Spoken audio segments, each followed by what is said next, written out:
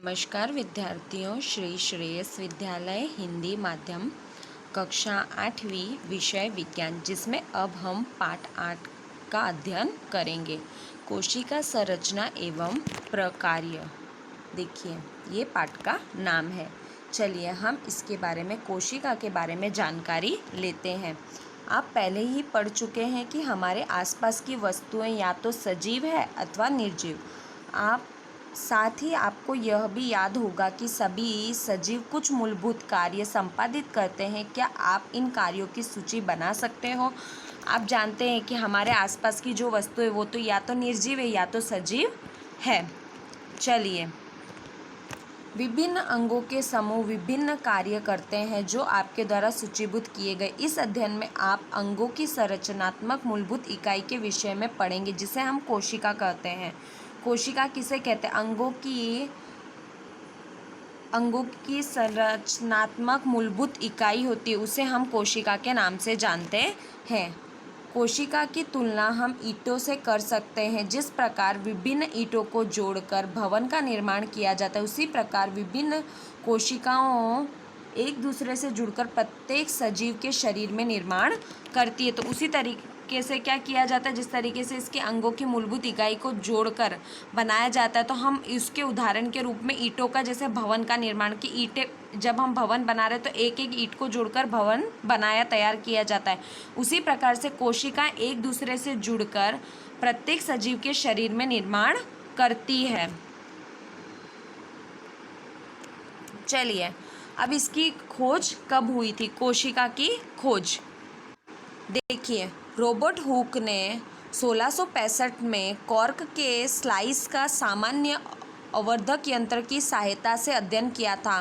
Cork पेड़ की छाल का एक भाग उन्हें कॉर्क की पतली स्लाइस ली और उसका सूक्ष्मदर्शी की सहायता से अध्ययन किया।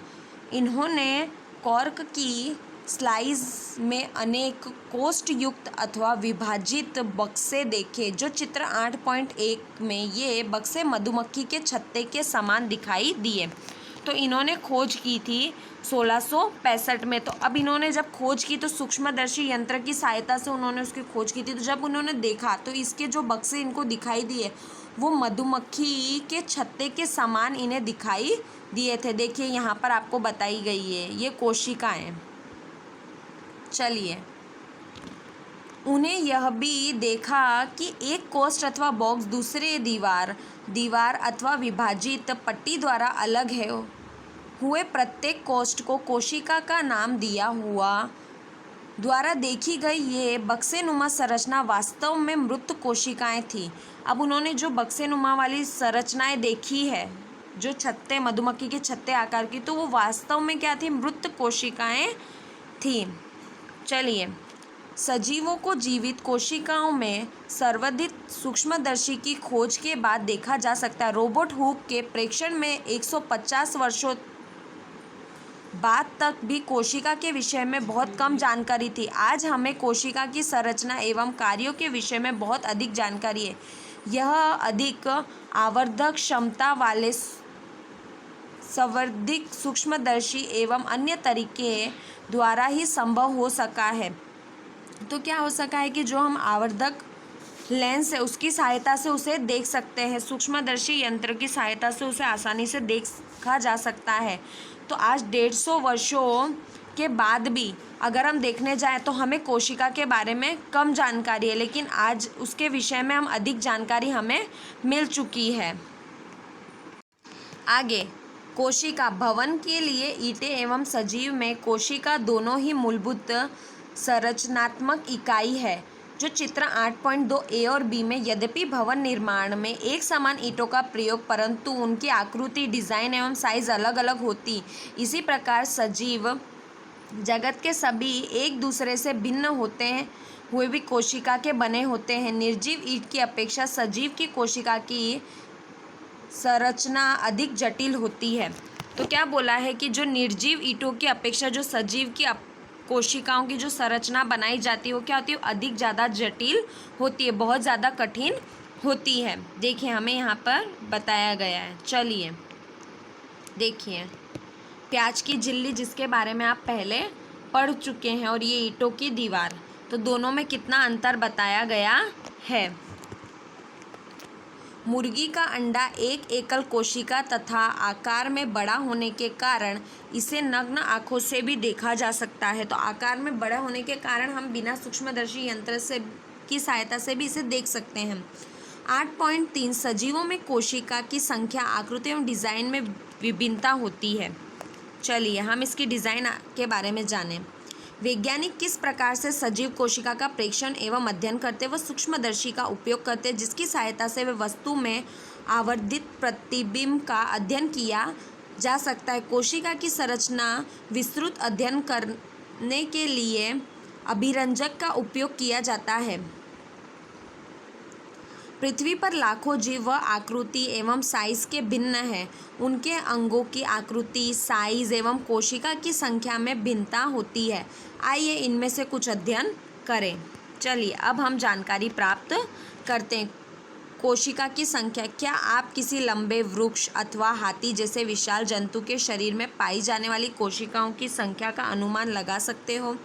यह संख्या अरबों खरबों में हो सकती है। मनुष्य के शरीर में कई खरब कोशिकाएं पाई जाती है। आकृति एवं साइज में भिन्न होती है। कोशिकाओं के विभिन्न समूह अनेक प्रकार के कार्य करते हैं। अब देखिए कि जैसे हाथी है या वृक्ष है तो वो क्या विशालकाय होते हैं, बड़े बड़े होते हैं, तो उनमें अरबों में या खरबों में कोशिकाएं पाई जाती है। जो मनुष्य का शरीर है उसमें खरबों में पाई जाती है। आकृति एवं साइज में भिन्नता होती है कि कोई बड़ा है कोई छोटा है, उस प्रकार से उसके अंदर कोशिका देखने को मिलती है और ये कोशिका अपना अलग अलग प्रकार से कार्य करती है। चलिए यहाँ पर अब देखिए, वह जीव जिनकी शरीर में एक से अधिक कोशिकाएं होती है उसे बहुकोशिकीय कहते हैं, है ना, अनेक होती है।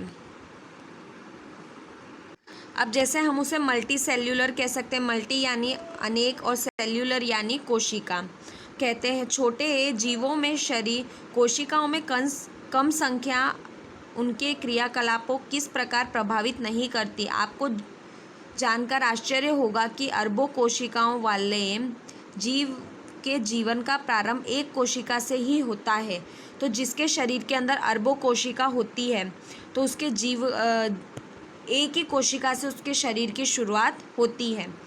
जो निषेचित अंडा है, निषेचित अंडा गुणक करता है तथा वृद्धि एवं परिवर्धक के साथ कोशिका की संख्या बढ़ती जाती है। चित्र 8.3 में ए और बी को देखिए। दोनों जीवों में एकल कोशिका के बने होते। एक कोशिका को एक कोशिकीय कहते हैं, यूनी सेल्यूलर यानी एक कोशिका। देखिए यहाँ पे आपको बताया गया है अमीबा और पैरामेशियम, है ना।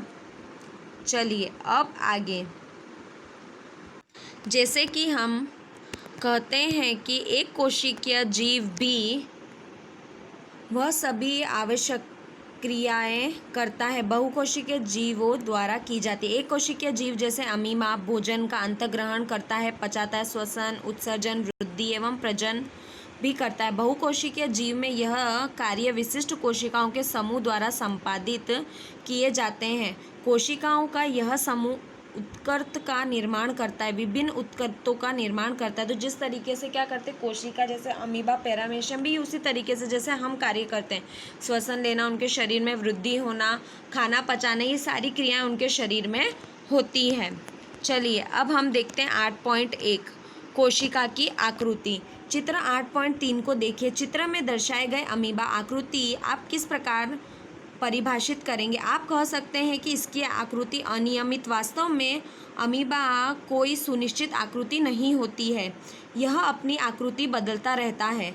इसके मुख्य शरीर के बाहर की ओर परिवर्तित लंबाई का प्रवर्धन उभरते हुए दिखाई देता है। इसे पादप कहते हैं, जैसे कि आप कक्षा 7 में पढ़ चुके हैं। यह प्रवर्ध अमीबा की गति के समय अथवा भोजन का अधिग्रहण करते समय बनते एवं बिगड़ते रहते हैं। तो आप देख सकते हो कि ये आप कक्षा 7 में पढ़ चुके, तो इसकी जो गति बनती रहती है, बिगड़ती रहती है।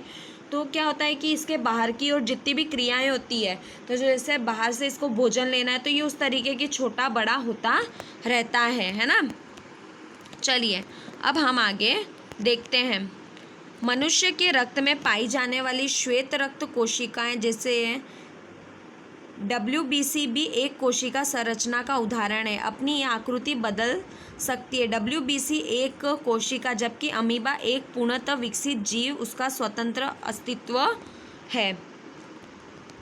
आपके विचार में उन जीवों में कोशिकाएं आकृति कैसी होगी? लाखों कोशिकाएं होती है जो 8.4 में ABC मानव की विभिन्न प्रकार की कोशिकाएं जैसे कि रक्त, पेशी, तंत्रिका कोशिका दिखाई देती है। ये विभिन्न आकृति उनके विशिष्ट कार्यों से संबंधित है। चलिए, कोशिका सामान्य गोलीय, चपटी, गोल अथवा लंबी होती है। कुछ कोशिकाएं लंबी जिनके 2 सिरे नुकीले होते हैं। इनका आकार तर्कुरूपी होता है। कभी कभी कोशिकाएं बहुत लंबी होती है। कोशिकाएं शाखाविन्ती होती है, जैसे तंत्रिका कोशिका संदेश प्राप्त कर स्थानांतरण करती है, जिसके द्वारा यह कोशिका नियंत्रण एवं समन्वय का कार्य करती है। अब देखिए, यहाँ पे आपको बता दी गई गोलाकार रक्त कोशिका ए, तर्कुरूपी कोशिका, लंबी शाखावर्ती तंत्रिका कोशिका। तो इस तरीके की कोशिकाएं हमें देखने को मिलती है। तो जिस तरीके से ये अपना अपना कार्य करती है, तो लंबी होती है वो नुकीली होती है, आकार में नुकीली होती है। उसी तरीके से जो शाखानुमा होती है वह क्या करती है? अपने तंत्रिक कोशिका से संदेश प्राप्त कर अपना स्थानांतरण, मतलब एक जगह से दूसरी जगह जाने का काम करती है ना। चलिए, अब हम आगे देखते हैं।